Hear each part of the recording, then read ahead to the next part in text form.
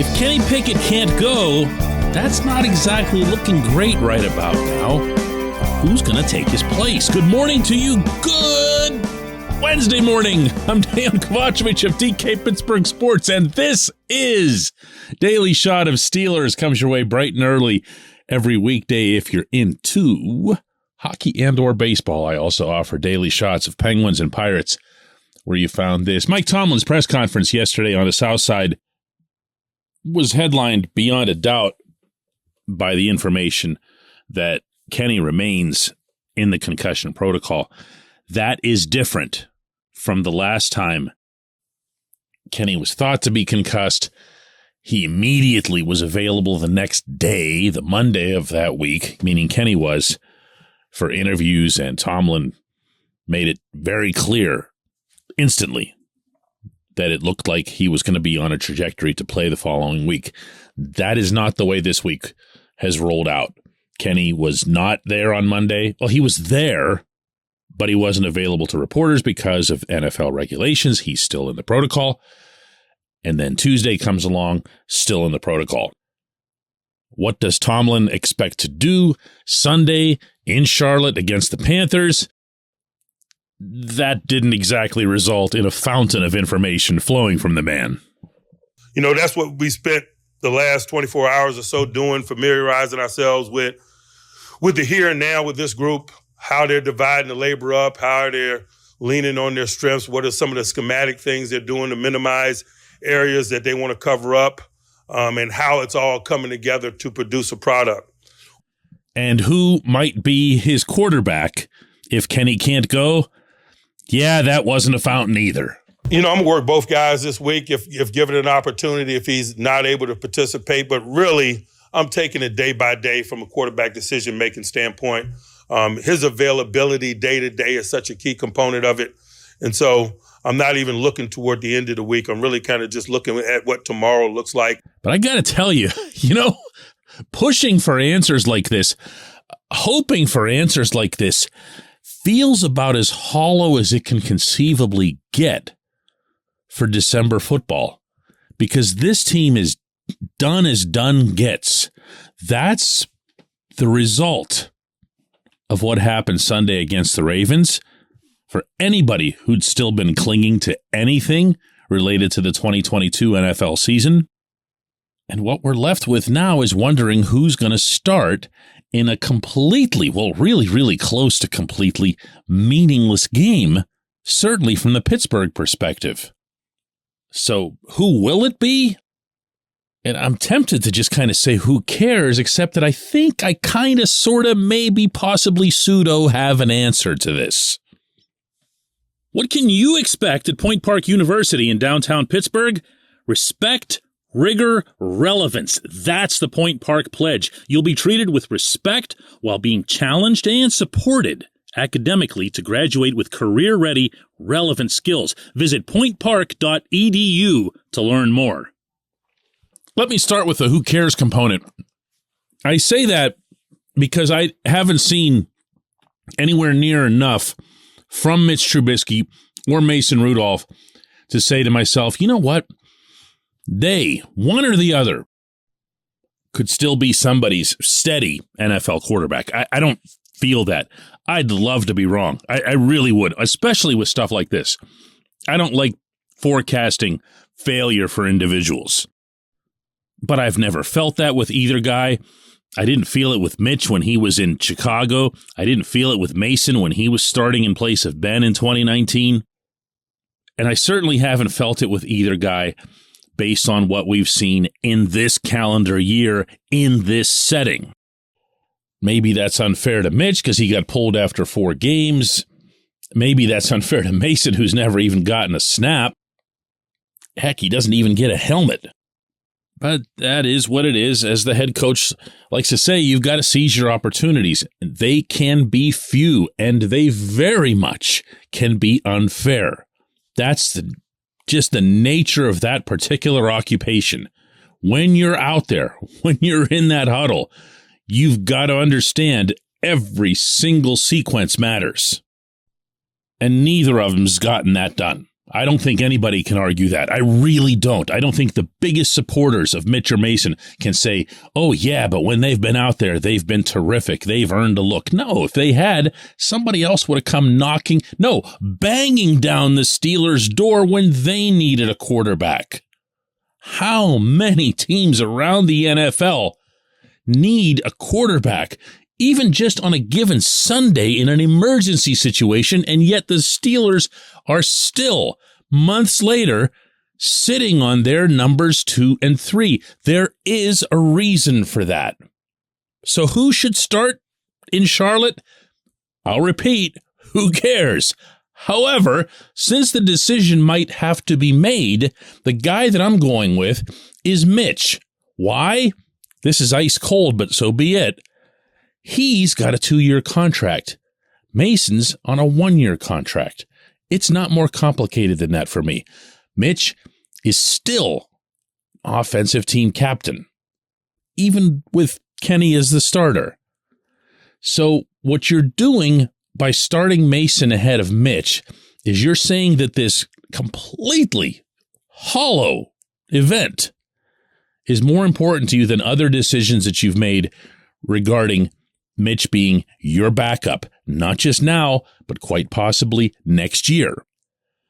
Whereas Mason, unless he's completely lost his mind, is going to be out of here so fast, no one will even remember he was here once this season ends.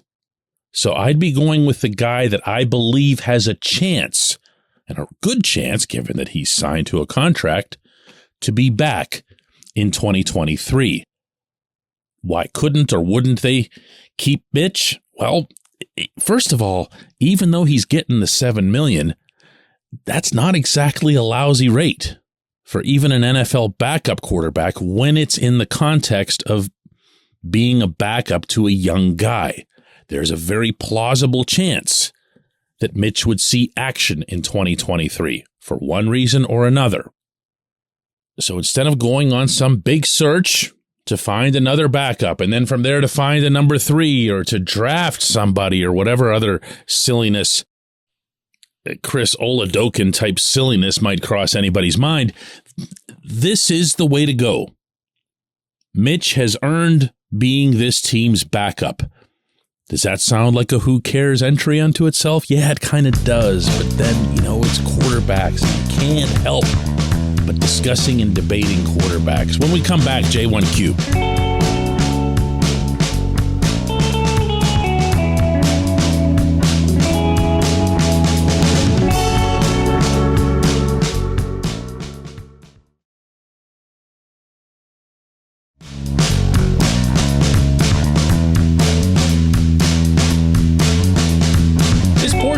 Shot of Steelers is brought to you by our friends at Mike's Beer Bar. They're located directly across Federal Street from PNC Park. They are the one, the only, the premier destination in Pittsburgh for craft beer. More than 500 craft beers available, more than 350 of those local, and more than 80 of those on tap. Mike's can't be topped, not for beer, not for the awesome kitchen and menu that's available, and not for all the special events that are going on there. Check them out online at mikesbeerbar.com. Mike's Beer Bar, right across Federal Street from PNC Park. Today's J1Q comes from Bill, who says, following the game Sunday, one of the Ravens, I'm not sure who it was, commented that you aren't truly a Raven until you've beaten the Steelers. What is a Steeler? Identifying as a Steeler in this case does not seem to count. Okay, Bill, you're coming out firing today. Roquan Smith was the Raven in question. He said it both on the broadcast immediately afterward, and then he said it again multiple times in the Baltimore locker room. It is not new. That is something they've been saying in Baltimore and in Owings Mills, where their headquarters and practice facility are, for years. You aren't a Raven until you've beaten the Steelers. That franchise, from the time the Browns moved there, has been founded on finding a way to beat the Steelers and ultimately, if you think about it, to be the Steelers. so many of the sayings there, so many of the patterns of behavior, the culture is modeled after Pittsburgh that it's actually a little unsettling at times. And I thought in the earlier years, it was outright weird at times. But once you get there, and once you win, and once you compete with the Steelers, and once it's you and them, year after year after year after year, although other teams will occasionally poke their heads up, you've earned it. You've earned it. You've earned the respect, and you've earned being called a rival, as opposed to just sitting there being the other team's nemesis. Now, since that obviously wasn't the point of your question, the last part was, what is a Steeler? Here's the best I can do on this one, Bill, because they're easy right now. They're low-hanging fruit. The whole organization is. There have been some mistakes made from the drafting level, from the acquisition level, to the instructional level, to the deployment level. And of course, never forget that it's about what transpires on the field, so it's also the execution level. It's not a good football team right now. It's got some healthy trajectories. It's also got some unhealthy trajectories, particularly on the defensive front. I don't believe that either of those, the positive on the offense or the negative on the defense, offsets the other. They just are kind of sitting right there. And I'm aware that there are people who are looking to make a wholesale change, get rid of the head coach, not just the coordinators, get rid of everybody all the way up and truly start over. To which, playing devil's advocate here, and I mean purely for the sake of playing devil's advocate, I always come back with, hang on, shouldn't this head coach be afforded one hard reset button at some point in his tenure here? Now, you can come back with, well, his reset point should have been after 2017 and 2018, and he blew it, and Kevin Colbert blew it by not reinforcing the trenches, by not recognizing the impact that it would have on the team losing that entire offensive line the way they did. Never mind losing Ben Roethlisberger eventually. But the one thing I don't think anybody can dispute is that reset button was never hit. Everything was go for the Super Bowl, go for the Super Bowl, go for the Super Bowl. Every summer into every fall into every winter, the objective never changed. Neither did the process of building the roster or building the team. Should they have jettisoned Ben years ago to hit their reset button? I don't think so. Do you? I mean, Ben had some of his better years in the late 20-teens, didn't he? So when were you going to do that? And why were you going to do it? This is the reset button. This is it right here in front of us. And for as many reservations as I have in certain areas about Tomlin, particularly, again, when it comes to the whole roster building, team building thing, I'm not inclined to just say, hey, get lost. You don't get a reset button. Who are you?